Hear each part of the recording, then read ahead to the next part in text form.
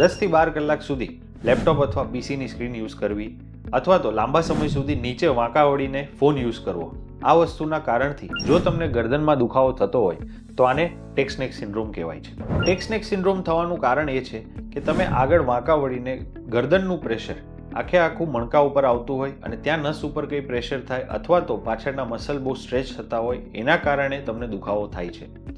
તો આ દુખાવાથી બચવા માટે શું કરવું જોઈએ? લાંબા સમય સુધી આગળ ઝૂકીને ફોન યુઝ ના કરવો જોઈએ. ફોન યુઝ કરતા હોઈએ તો એને આપણી આંખની સામે ગરદન સ્ટ્રેટ રહે એ રીતે યુઝ કરવું જોઈએ. સ્ક્રીન યુઝ કરતા હોઈએ તો અડધો કલાકે બ્રેક લેવો જોઈએ અને થોડીક લાઇટ નેકની એક્સરસાઇઝ કરવી જોઈએ.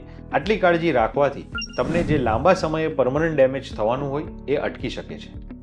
આ બધું કર્યા છતાં પણ તમને જો હાથમાં ખાલી આવતી હોય, દુખાવામાં કોઈ પણ જાતની રાહત ના થતી હોય તો અવશ્ય સ્પાઇન સર્જનની મુલાકાત લેવી જોઈએ.